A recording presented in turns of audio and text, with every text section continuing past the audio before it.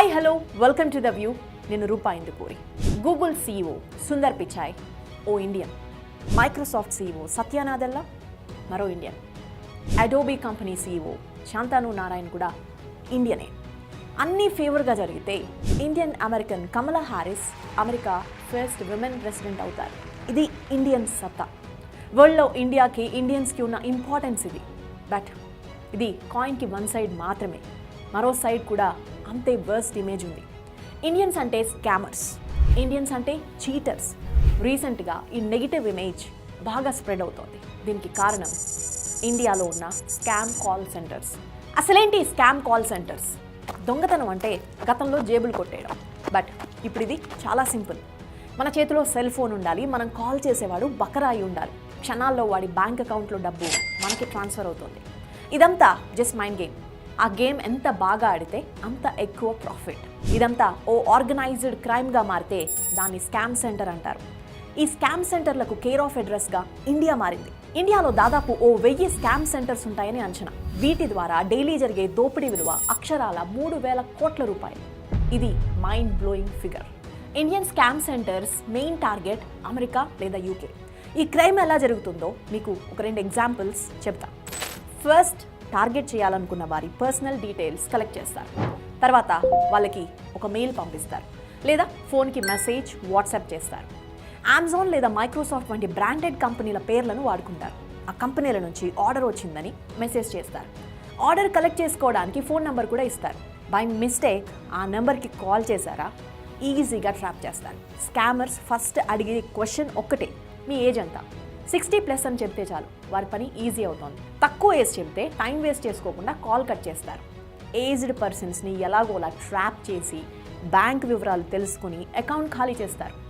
ఇంకో ఎగ్జాంపుల్ చెప్తా. మన కంప్యూటర్కి పోర్నోగ్రఫిక్ వైరస్ అటాక్ అయిందంటూ ఓ పాపప్ మెసేజ్ వస్తుంది. ఆ పక్కనే హెల్ప్ లైన్ నంబర్ కూడా ఉంటుంది. ఆ నెంబర్కి కాల్ చేస్తే కంప్యూటర్ని వైరస్ ఫ్రీ చేస్తామని చెప్పి మన బ్యాంక్ బ్యాలెన్స్ క్లోజ్ చేస్తారు. ట్యాక్స్ రీఫండ్ చేస్తామంటూ వచ్చే కాల్స్ కూడా స్కామర్స్ చేసేవే. ఇలా రకరకాలుగా ట్రాప్ చేసి డబ్బులు కాజేస్తారు ఈ స్కామర్స్. మరి పోలీసులు ఏం చేస్తారు? స్కామ్ సెంటర్స్ ద్వారా ఫ్రాడ్ జరుగుతుందనే విషయం తెలిసిందే. అయితే ఇక్కడ విక్టిమ్స్ ఇండియాలో ఉండరు. వారు కేసులు పెడితేనే కదా ఎంక్వైరీ మొదలయ్యేది. సో కేసులు ఉండవు, ఎంక్వైరీలు ఉండవు. పోనీ కేసులు పెట్టారే అనుకుందాం. అమెరికాలో ఉన్న విక్టిమ్ నుంచి స్కామర్స్ నేరుగా డబ్బులు ట్రాన్స్ఫర్ చేయించుకోరు. అమౌంట్ బిట్కాయిన్స్లోకి మారుతుంది. ఆ తర్వాత స్పెయిన్, రష్యా, మారిషస్, అటునుంచి ఇండియా ఇలా ట్రాన్స్ఫర్ అవుతుంది. సో ఎక్కడ ఏ అకౌంట్లో ఏ కరెన్సీలో మనీ ట్రాన్స్ఫర్ జరిగిందనేది పోలీసులు కనిపెట్టడం ఆల్మోస్ట్ ఇంపాసిబుల్. ఇక్కడ చిన్న ఎగ్జాంపుల్ చెప్తా వినండి. 2017లో జర్మన్ పోలీసులు ఇండియాకు వచ్చి స్కామ్ కాల్ సెంటర్ చీటింగ్ని బయటపెట్టారు. లోకల్ కోర్టు వారికి 9 నెలల శిక్ష వేసింది. జస్ట్ 9 నెలలే అని జర్మన్ పోలీసులు షాక్ అయ్యారు. అవును, ఇలాంటి కేసుల్లో ఇక్కడ ఉన్న హైయెస్ట్ శిక్షలు ఇవే. అంటే ఇక్కడ చట్టాల్లో ఇంకా మార్పులు రావాలి. అప్పటి వరకు స్కామర్స్కి ఇండియా కేర్ ఆఫ్ అడ్రస్గా ఉండిపోతుంది. FBI, ఇంటర్పోల్ కూడా స్కామర్స్పై చర్యలు తీసుకోవాలనుకున్నాయి. ఢిల్లీ పోలీసులు, అమెరికన్ ఎంబసీ హెల్ప్తో కొంత వర్క్ జరిగింది. కానీ నో యూస్. బై మిస్టేక్ పోలీసులకు దొరికినా కూడా ఈజీగా తప్పించుకోవడం ఎలాగో వారందరికీ బాగా తెలుసు. పోలీసుల గురించి ఇన్ఫర్మేషన్ ఎప్పటికప్పుడు వారికి వస్తూనే ఉంటుంది. రైడ్ జరుగుతుందనుకుంటే ఆఫీస్ క్లోజ్ చేస్తారు, డేటా డిస్ట్రాయ్ చేస్తారు, కంపెనీ పేరు మార్చి ఇంకొక చోట ఆఫీస్ ఓపెన్ చేస్తారు. ఇంకొన్ని స్కామ్ సెంటర్లు రోజులో కొన్ని గంటలు నిజమైన కాల్ సెంటర్స్గా పనిచేస్తాయి తెలుసా. మిగతా టైంలో స్కామ్ సెంటర్స్గా చీటింగ్ మొదలు పెడతాయి. ఇలాంటి వాటిని రైడ్ చేసి పట్టుకోవడం చాలా కష్టం. India scam capital Kolkata. ఇండియాకి కోల్కతా కల్చరల్ క్యాపిటల్. కానీ ఇప్పుడు అది స్కామ్ క్యాపిటల్గా మారింది. యూట్యూబ్లో స్కామ్ కాల్స్ అని సెర్చ్ చేస్తే ఇండియా వీడియోస్ ఎక్కువగా కనిపెడతాయి. అది కూడా కోల్కతా సెంట్రిక్ వీడియోస్ ఎక్కువ ఉంటాయి. బీహార్, జార్ఖండ్, వెస్ట్ బెంగాల్లో అన్ఎంప్లాయ్మెంట్ ఎక్కువ. ఆ మాటకొస్తే ఇండియాలో ఎవ్రీ ఇయర్ 2 crores ఉద్యోగాలు అవసరం. కానీ మన దగ్గర 50 lakhs వరకు కొత్త రిక్రూట్మెంట్లు జరుగుతాయి. అంటే 1.5 crore youth unemployment problem face చేస్తున్నారు. వీరిలో చాలామంది ఈ స్కామ్ సెంటర్స్కి అట్రాక్ట్ అవుతున్నారు. తప్పని తెలిసినా ఆ పని చేస్తున్నారు. కోల్కతాలో కాల్ సెంటర్స్ ఓపెన్ చేయడం చాలా ఈజీ. ఇక్కడ రెంట్స్, ఇన్ఫ్రాస్ట్రక్చర్ మిగతా సిటీస్తో కంపేర్ చేస్తే చాలా చీప్. పోలీసుల నుంచి ఎస్కేప్ అవడం కూడా చాలా ఈజీ. లంచం చేతిలో పెడితే పోలీస్ ఆఫీసర్స్ కూడా చూసి చూడనట్టు వెళ్ళిపోతారు. అందుకే కోల్కతా స్కామ్ సెంటర్స్కు కేర్ ఆఫ్ అడ్రస్గా మారింది. స్కామ్ సెంటర్స్లో పనిచేయాలంటే అమెరికన్ యాక్సెంట్ కావాలి, ఇచ్చిన స్క్రిప్ట్ పక్కాగా చదవాలి, 1 అవర్కి 10 కాల్స్ అయినా మాట్లాడాలి. జస్ట్ ఈ పని చేస్తే జూనియర్ స్కామర్ అనే పోస్ట్ ఇస్తారు. నెల జీతం 5.2 లక్షలు. వీళ్ళు జస్ట్ క్లయింట్లను సెలెక్ట్ చేసి మాటల్లో పెట్టి కాల్ ట్రాన్స్ఫర్ చేయడం వరకే చేస్తారు. ఆ తర్వాత పని సీనియర్ స్కామర్ది. క్లయింట్స్ను భయపెట్టి డబ్బులు వసూలు చేయడం వీరి పని. వీరికి నెలకి 12 లక్షల శాలరీ. ఇంత లగ్జరీ లైఫ్ని ఎవరైనా వదిలిపెడతారా? అందుకే తప్పని తెలిసిన స్కామర్స్ ఈ పనులు చేస్తున్నారు. ఎంప్లాయీస్గా చేరిన చాలామంది ఆ తర్వాత సొంతగా స్కామ్ కాల్ సెంటర్స్ నడుపుతున్నారంటే ఈజీ మనీ ఎలాంటిదో we can understand. Online vigilance అయిన Jim Browning, scammer payback, Mark Rober వంటి ఛానల్స్ ఈ స్కామర్స్ కాల్ సెంటర్ని ఈజీగా ట్రేస్ చేయగలవు. కానీ ఫలితం ఏంటి? వారు ట్రేస్ చేసి పోలీసులకి ఇన్ఫర్మేషన్ ఇచ్చినా వాటిని రన్ చేస్తున్న వారు ఈజీగా తప్పించుకుంటారు. అమెరికాకు 95% స్కామ్ కాల్స్ ఇండియా నుంచే వెళ్తున్నాయని వీరు చెబుతున్నారు. అమెరికాకు చెందిన $10 బిలియన్ ఇండియన్ స్కామ్ సెంటర్స్ ఒక్క ఏడాదిలో కొల్లగొట్టాయట.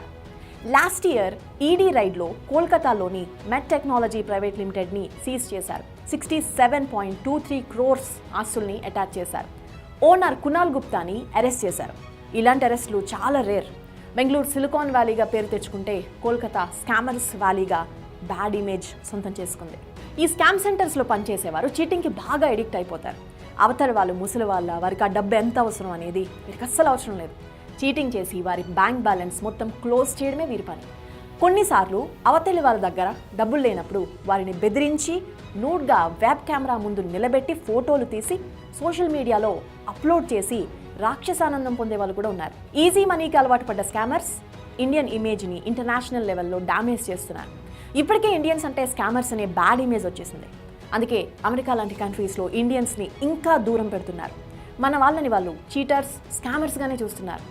ఒకప్పుడు international companies call centres jobs కోసం ఇండియన్స్ని బాగా ప్రిఫర్ చేసేవి. బట్ ఇప్పుడు ఏంటో తెలుసా?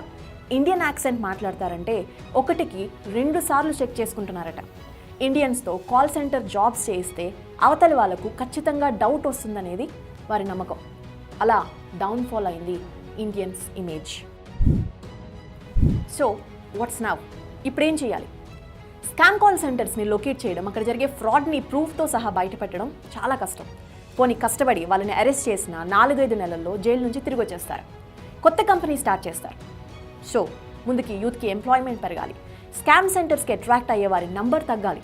విక్టిమ్స్ దగ్గర నేను నేరుగా డబ్బులు తీసుకోవడం లేదు కదా, నేను నా శాలరీ కోసమే పనిచేస్తున్నాననే మైండ్ సెట్ మారాలి. ఫ్రాడ్ చేసేవారికి హెల్ప్ చేసినా అది ఫ్రాడ్ కిందకే వస్తుందని వారికి అర్థం కావాలి.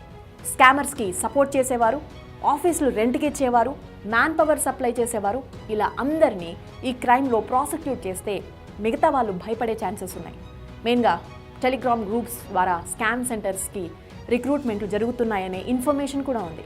వాటిపై పోలీసులు ఫోకస్ పెంచాలి. ఇవన్నీ జరిగితేనే స్కామ్ సెంటర్స్ని కంట్రోల్ చేయగలం. ఇంటర్నేషనల్ లెవెల్లో డ్యామేజ్ అవుతున్న ఇండియన్స్ ఇమేజ్ని కాస్తైనా సేవ్ చేయగలం.